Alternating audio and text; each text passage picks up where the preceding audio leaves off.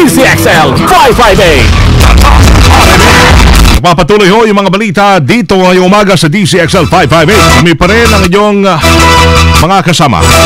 Ako po si Wayne De La Peña. Ako si Buddy Oberas. Sa Pasay tayo una. Meron po namatay doon 5 lalaki, patay ng pagbabarili ng mga hindi pa nakikilalang sospek sa M. de la Cruz Street pasado alas 2:40 kanina madaling araw na habang pauwi sa kanilang bahay. Ang mga biktima ay magkakapamilya at kinilalang sina Chantiti Cruz, 22 anyos, Francisco Cruz III, 20 anyos, Andrew Lloyd Cruz, 23 anyos, Junior, 23 anyos, at Raymart Sarasa na kanilang pinsan, 20 anyos. Ayon sa mga kapamilya ng mga biktima ay isinugod nila ito agad sa Philippine General Hospital, ngunit hindi na nakaabot ho ng buhay. Nagtamo naman ang mga biktima ng tama ng baril sa kanilang ulo. Patuloy pong iniimbestigahan ng mga otoridad kung may nakaalitan ang mga biktima. Sa Maynila, may hold up namang nangyari. Isa pong luhaan ang dumulog sa General Assistance Section ng Manila Police District sa Home British National matapos mabiktima ng pang-hold up sa Ermita. Sa ulat, naglalakad pa uwi sa kanyang tinutuyang hotel ang biktima si Benjamin Paul Preftin, 65 years old. Nang harang nito ang dalawang babae. Pasado alas 12:30 kanina madaling araw, nabatid na nilibang ng dalawang sospek ang biktima na inalok po ng pansamantalang kaligayahan. Habang abala ang isang sospek sa panlilibang sa biktima ay dinukot naman ng isa pang babae ang iPad at wallet nito na may lamang 17,000 pesos. Matapos dumulog sa MPD, pinuntahan ng otoridad ng lugar na pinangyarihan po ng insidente, pero syempre wala ng dalawang sospek. Nangyari din sa Quezon City, construction worker patay sa saksak. Kasama natin sa balita, may report si Silvestre Labay. Silvestre, i-radyo mo. Matay on the spot ang isang construction worker matapos nito'y mapagtripang saksakin sa harapan ng sari-sari store. Nagtamo ng isang tama ng saksak sa dibdib ang biktima, si Magno Esmino, 45 anyos, residente ng San Roque Compound sa Barangay Bagong Pag-asa sa Quezon City. Patay sa isinagawang investigasyon ng Criminal Investigation Section ng QCPD, nagiinuman kaninang hating gabi ang biktima sa harap ng sari store sa kanilang lugar nang biglang sumulpot ang hindi pa nakilalang sospek at walang kabog-abog na inundayan ng saksak ang biktima. Nang makitang bumulagta at patay, mabilis na tumakas ang hindi pa kilalang sospek. Nagsasagawa ngayon ng follow-up operation at inaalam ng mga otoridad kung sino ang naturang sospek at inaalam na rin kung ano ang motibo nito. Kasama mo sa Quezon City para sa DCXL 558, ako si Silvestre Labay. Tatak RMN. Salamat, Silvestre. Hirap mapagtripan. Naglalagablab na mga balita. Dito walang trip. Tuloy-tuloy yung mga balita, walang trip up. Gaya ng nangyari kagabi na brownout. Diba? Tama. DZXL Bulat Palaro. NBA ba yan? NBA? Local, kasamang UAAP.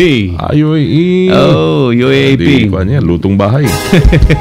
Hangad po ngayon ng Far Eastern University, Tamaraos, ang kanilang ang AMI, ikalabang sunod na panalo para makuha po ang liderato habang pipilitin naman ang 5-time champions na Ateneo de Manila University Blue Eagles na makabangon mula sa unang nilang pagkatalo. Matatandaan pong unang nanalo ang Tamaraos sa UE Red Warriors sa iginanap na opening game ng UAAP sa score na 89-78, kung saan hindi naman nakaporma ang Blue Eagles ng kanilang nakalaban ng NU Bulldogs sa score na 64-54. Maghaharap po ang FEU at Ateneo mamaya alas 4 na ng hapon matapos ang labanan sa pagitan ng LaSalle University Green Archers at University of the Philippines Fighting Maroons sa alas 2 sa first round ng 76th UAAP Men's Basketball Tournament sa Mo Arena sa Pasay. DZXL Showbiz Balita. Loli Showbiz. Parang Horror ah.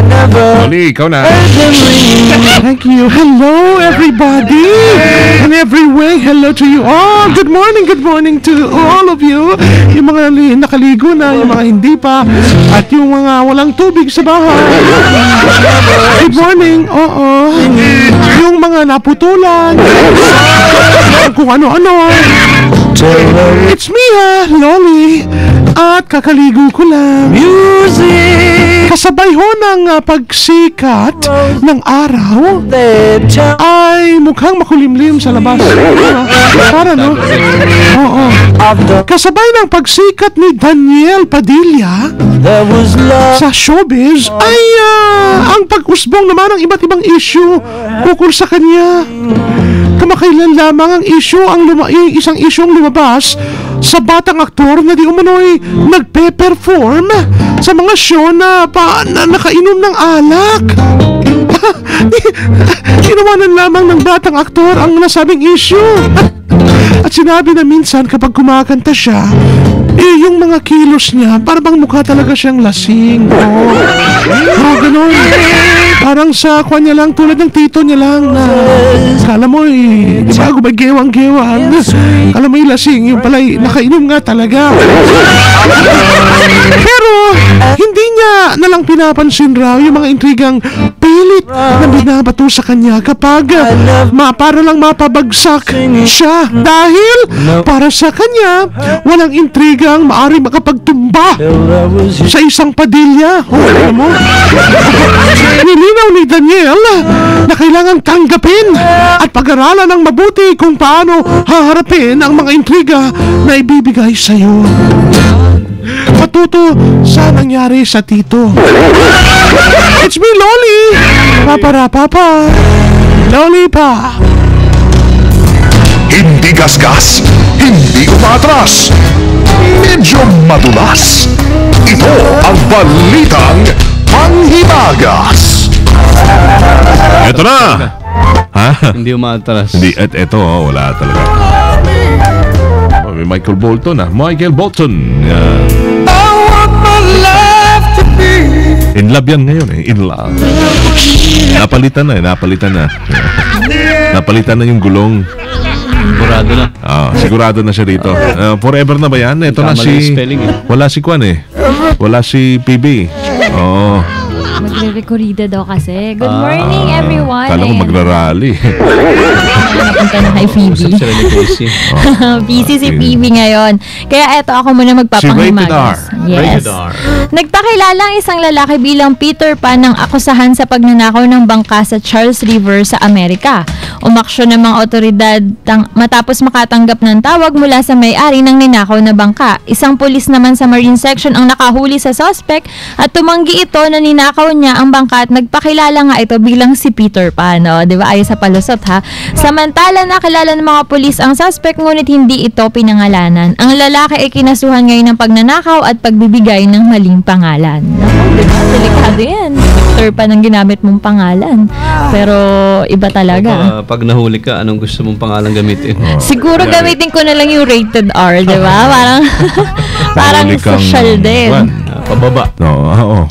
Pababa sa... Hagdanan. Sa hagdan? Ba't ka naman uhuliin kung pababa ka lang ng... Basang-basa ang ulo. Di ba? Kasi naulanan? Sabi ni... nahuli ka dun sa... sa... Tabi-tabi dyan. Sa tabi-tabi na basang-basa ang ulo? Di, pakilala ka lang ng pangalan mo. Wala naman siguro masama na... Wala naman siguro masama kung basa ang ulo mo, diba? Okay. Diba? Yan na nga. Pwede mong gamitin pangalan ni Juan. Alice. Sabi ni Boss Leo. Alice in Wonderland. Kung saan kasi nakakarating kaya Alice in Wonderland. Kunyari napahiya ka, napadulas ka, tapos tinanong sa'yo, ano po pangalan niyo, ma'am? Pwedeng sabihin Susan. Pwede. O kaya Loling na lang yung gamitin yung pangalan. May mga ganun ba na hindi mo binibigay yung totoong pangalan mo? Hindi pa naman. Hindi ko pa naman nagawa. Tatry natin yan minsan. Sige. Tawag sa'yo, nagkamali lang tawag, tatanong pangalan mo. Oo, sige, try natin yan minsan Yan ang ating balitang panghimagas kasama sa DCXL News Center, rated R, Tatak RMN. Makapag-order nga ng Jollibee. Tapos, gamitin iba pangalan. Ayos yun. DZXL Trapiko. Maagang morning, Rambo. Labay. Bye! Hey, bye! Kasamang Weng at Buddy, magandang umaga sa ating maulan. Maulan ba dyan? Ano ba? Maulan, oo. Nga ba eh. Malakas ng ulan dito Saang lugar? Quezon City. Quezon City. Nahulaan ba yan ng pag-asa? Mukhang hindi na hula. Hindi ba? Baka hindi. Ulan ngayon, kaya yung Ang saktong lugar kung saan hindi nila kaya halos. yun din lang. Basta alam nilang siguro, meron mga Isolated. ulan. Isolated rain shower. Tapon Yun ng ang, gabi. yun ang pinaka-safe na sasabihin mo. Isolated o yan. Hindi talaga lahat. Oo. So traffic kapag ka umulan. Or umaambon. Agad yan. Kapag umuulan, alam na kagad yan. Mabagal ang usad ng mga sasakyan mula Katipunan Road patungo sa bahagi ng EDSA. Mabagal ang usad lalo na pagdating sa harapan ng PSBA at harapan ng NCBA. Pagkalampas nito ay mabagal din ang usad sa kabilang linya patungong Katipunan, patungong Marikina, Cainta at Antipolo ay mabagal din ang usad ng mga sasakyan. Sa EDSA ay mabagal din, lalong-lalo na kung galing sa norte patungo sa timog o sa Makati. Mabagal ang usad ng sasakyan. Sa kabilang linya ay tuloy-tuloy ang usad ng mga sasakyan. Yung mga papasok ng Ayala, matraffic to ngayon sa may C5. Mag-traffic kasamang Weng. At ang tukod doon sa Sirimundo pa lang, rainforest area. Oh, yan. Dahil may na-aksidente pala kaninang nakamotor. Nung dumaan ako, isinasakay na sa ambulansya. Kaya Sa may pala. tulay dyan sa C5, bagong ilog. Yun. Sa bagong Pero ilog, patindi, pag nagka-aksidente, traffic agad. Traffic, apektado lahat. Ang haba kagad. Siyempre, binibigyan ng espasyo yon. Ayun na nga. Pag binigyan ng espasyo, kakainin yung ilang lanes. Hindi rin makaresponde kagad yung mga pero dahil na traffic din. Yan. Kaya yun, dahil sabayan pa ng Ulan. sa ulan, ayun, matraffic na Patience yung na. mga nagsakan. Yan. Very good. And Of course, the MOTTO, Yan. ang MOTTO mo, yan ang CTO ko. Inaantay ni Professor Eric Sanawan. mahilig din siya sa MOTTO mo. Din siya yan. Inabangan din yan, ha? MOTTO mo. MOTTO ko. Yung tawa mo, binatang-binata, ha? Yung tawa mo para may kabastusan. Meron. Oo. Kami, wala kami. Ini-spell out lang naman namin yung motto, MOTTO mo. Diba? Sa'yo naman talaga yun. Tapos yung tawa mo. Tawa mo, parang the boylet talaga. Talaga, sige, ano? Ang motto for today, it's hard to wait around for something you know might never happen, Bah, but tingnan mo. it's harder to give up when you know it's everything you want. Parang bastos yung... Tignan mo, it's hard. Ano yun? Yung MOTTO mo, ang hard. to give up when you know it's everything you want. Ha? Parang nagbago. Pakiulit nga. It's hard. Hard to wait around for something you know might never happen. Ayan, di nabitin tuloy, di ba? Dahil hindi pinagbigyan. Parang ganun lang. Oo. So, hindi pinagbigyan. So, mahirap talaga na nakatayo ka lang doon. Oo. Tapos hindi matutuloy. Nag-aantay ka. Oo. Oh. Asang-asa ka na. Diba? Asa-asa ka na Oo. umulan. Oo. Ay, hindi natuloy. Ang pagkikita. Yun ba yun? Saklap niyan. Kaya last text mo na, hindi wala ka ng load. Oy, wala na. Hindi ba alam anong reply? Paliwanag kayo ng katakot-takot. Paliwanagan mo sa Tagalog. Paliwanag na ka. Sige nga. Mahirap ang maghintay para sa isang bagay na alam mong hindi kailanman maaring mangyari. Ayan. Maganda. Tapos? Ngunit, mas mahirap kapag alam mo na sa lahat ng bagay, ito lang ang gusto mo. Talagang may Bastos na talaga to.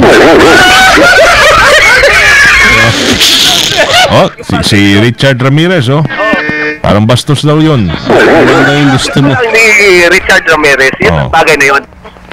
Talaga? Kung anong bagay na yun, siya lang nakakalam. Grabe ang MOTTO mo. Oo. Ang tawa mo, may mali siya. Oo. Ano naman, kaya natural na tawa yan. Lamang weng at padi. Natural ka talaga. There goes your everything. Bye, salamat ha. Bye, boy. Thank you. Salamat kasamang body at weng. Oo. Kasama mo sa kahabaan ng Aurora Boulevard, Silvestre. Labay, tatak, RMN. Rambo, Oh, peace be with you. and also with you. There goes the MOTTO ni Rambo. Net motto for today. Pwedeng mag-segment siya ng ganyan sa programa niya. Sunday. Kasi sensor tayo yan. Kay KBB ka pa. Mamalasan, bata MTRCB ka pa. Kahit wala kang... O ito, hindi sensor. Hindi umatraso yung mga nagro-robust. Hindi umayaw sa bawat laban yan dahil sa robust astig ka. Available sa Mercury Drugstore, Watson's, The Generics Pharmacy, Generica, SM, at Rustan Supermarkets at all leading drugstores at supermarkets nationwide. Yan ang robust. Para sa lalaking astig at hindi umurong sa namang laban. Salamat sa PhilHealth, salamat sa RLC Mineral Drops. 8:30 mamayang gabi ang Lunas Kalusugan, huwag kalimutan. At salamat sa PCSO. Yan. Nanalo, grabe naman yun. Mag-isa siya. Huwag isa. Dire-diretso. Sige lang.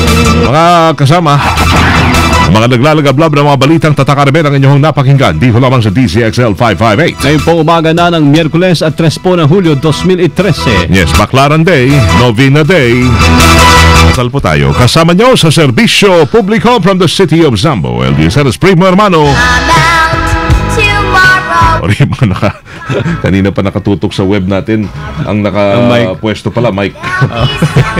Ako si Weng de la Peña. At from the province of Occidental Mindoro, mabuhay. Ako po si Buddy Obera. At kami ho ay Tatak RMN. Naglalagablab na mga balita. Sumayin niyo ang 15 minutong kalipunan ng mga pinakahuling kaganapan sa Kalakang Maynila, sa ating bansa at saan mang dako ng mundo.